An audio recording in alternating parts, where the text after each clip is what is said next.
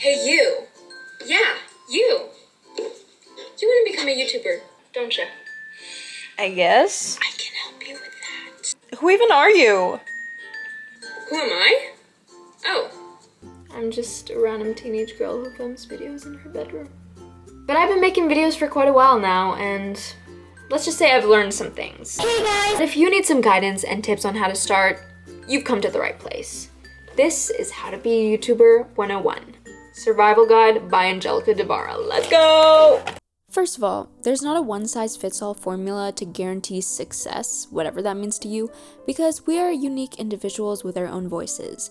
And as you can see, I'm not a professionally trained filmmaker or a social media marketing agent with a degree, so it doesn't necessarily require special equipment or a full-on team to be a YouTuber, especially when you're just a beginner. Blah blah blah, okay, I'm sure we all know that. So, where do we really start? Let me pose this question. Where are you starting from and where do you want to go? This is Bartholomewess. She's a fresh new college student and she is really passionate about the business of schlonpoofas. However, no one in her life knows or cares about her passion. So she ponders, where can I talk about this amazing thing and share this discovery to people who might just care? She goes on YouTube, sees that no one else is talking about the schlonpoofa market, and thinks, this is my time to shine. She starts posting about how she discovered schlonpoofas, how to sell schlonpoofas through dropshipping, and how to make $1,000 a minute doing that. You get the gist. Then the algorithm sends her videos to a bunch of people with this common interest, and she starts building a community of schlonpoofa enthusiasts, and then she makes merch and writes a book, and then gets cancelled and makes an apology video, and then leaves social media. Anyways, the story about Bartholomewess is not even that relevant to the actual advice here. So I just wasted a minute of your life. But all of that is to say, you should have something in mind to post about. And you should probably have some goals for your channel. Are you posting just for fun? To document memories? To build your portfolio? For a side hustle? Are there things you haven't seen on YouTube that you believe you can add in order to make the community more vibrant and diverse? Do you want to be famous? Why? Do you crave extra validation or feel like you need to prove others wrong and assume that becoming a YouTube star will mitigate those internal battles you have towards society, and if you can get power through influence, then life will all of a sudden be sunshine and rainbows? I'm gonna be honest, if fame and wealth is your top priority, you might just be a little disappointed. But hey, I'm not here to dictate what you do with your channel. Anyways, I'll give you actual tips that helped me on my YouTube journey. Here's a step-by-step guide of what I'd do if I started from zero. Number 1. Make a channel. The branding will be refined as you go, but it would help to find somewhat of a genre or niche, as the YouTubers like to call it. I don't even know what my genre is because I do a lot of random content, but I classify it as lifestyle, entertainment, and maybe comedy to those who actually think I'm funny. But that's very broad. Do better than me. Some people focus on beauty, productivity, some do gaming, some animation, some 24-hour-long white noise videos. You get the gist. But the next thing I tell you, this is a big thing. Be unique.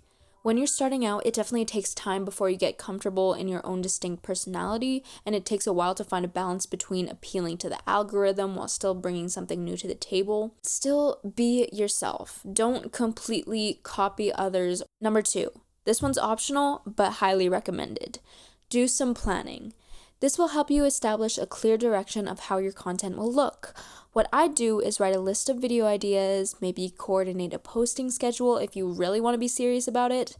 For example, I post a long video almost every Sunday at 8 a.m. if I'm really locked in, and occasional shorts throughout the week, also if I'm locked in. Also, you will have to set aside some time for filming and editing. For me, filming takes 1 to 3 hours, while editing takes 4 to 6 hours depending on the video. You can also outsource, but you gotta have some money to do that. Step 3. Start making videos. You can't be in the planning stage forever. I know YouTubers say this all the time, but your first video is probably not gonna be that good. I mean, unless you are already skilled in making videos and branding and all of that, but many of us are not quite there yet. How to make videos. If you're filming yourself, your phone is already good enough. I use the Sony ZV-1F camera, but it literally dies halfway through every one of my videos, and I always end up using my phone anyways. I don't know if any of y'all noticed that, but you can always upgrade equipment and stuff as you go, but honestly, you don't really need to go all out in the beginning stages, because in these stages, you're just testing out the waters.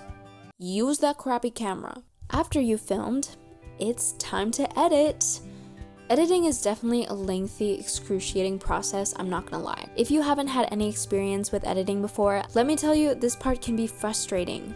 But the good thing is, editing is a skill and you get better and faster the more you do it. So, hang in there, persevere through the pain. I use CapCut Pro because they decided to make everything paid, but there are plenty of affordable or free softwares like iMovie, Final Cut Pro, I don't really know what else. I'll just insert them here. Also, many people have asked for an editing tutorial. I would be down to make that if there's a demand. So if you want to see an in-depth tutorial, yes, give this video a like, yes. Anyways, if you want to see an in-depth tutorial, comment down below. Other thing is, I know most of y'all probably do not have CapCut Pro and probably do not want to spend money on an editing software.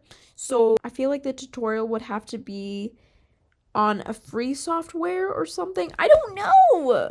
In my videos, I like making it chaotic and engaging all throughout, so I cut out a lot of footage, but it's up to you whether you want to cater your content towards people with cooked attention spans, sorry y'all, or if you want to make your content more raw and less filtered. Thumbnails. Thumbnails are really important.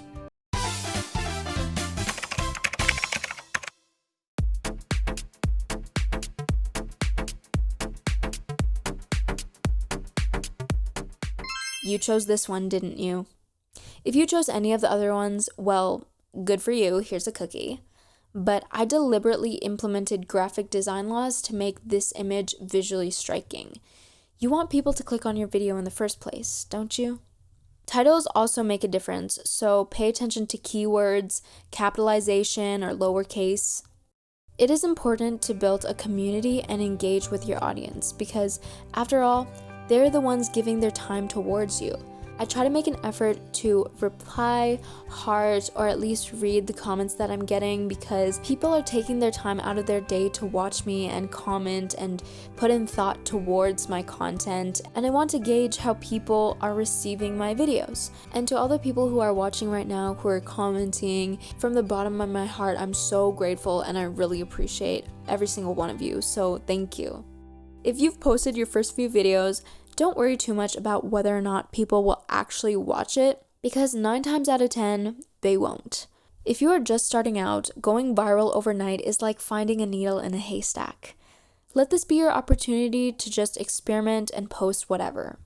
Be consistent, but don't overwork yourself. It can be easy to burn out and become unmotivated, especially when you haven't built much of an audience yet. Trust me, I've been there. When I was starting out, I'd say my first 50 videos were just mid. But I genuinely love creating videos, and so it was that passion that kept me going. It's okay to make a video and post it and decide, this is not for me. But if you're going into it, posting your first video expecting immediate results, it can be quite discouraging when you set certain expectations for yourself and then you don't meet them. But truly, consistency and patience is what matters the most, and effort, of course. In my opinion, this might be up for debate, but quality over quantity. In the long run, the better quality videos usually outdo the haphazard ones, so it helps to put in a little more effort. At the end of the day, what matters is that you are stepping outside of your comfort zone and learning new skills along the way, hopefully inspiring others with your videos as well. YouTube is a wonderful platform with many different perspectives and creatives, and there's always space for more. Well, if there's too much, then the market does become oversaturated, but that's a whole nother issue. You are someone with a fresh set of experiences and views that someone out there can resonate with. So hey, give it a shot. There's really nothing to lose. Just don't lose yourself trying to achieve something. The only time you should lose yourself and lose your life for something, it should be for God. Amen. Everything here on earth is temporary and only God is eternal. Speaking of that, Jesus is the way, the truth, and the life, and no one comes through the Father except through him. And you can come to him at any time, like right now. Hey Jesus, Thank you for giving me this awesome platform where I can inspire others to unlock their creativity and shine your light. Amen. But yeah, with that being said, it's 1 a.m. And the other day I took the best thumbnail, but I deleted all traces of that. So I'm gonna have to retake the thumbnail. The problems of being a YouTuber. With that being said, as always, thank you for watching. Stay happy, stay motivated, keep shining, and God bless you.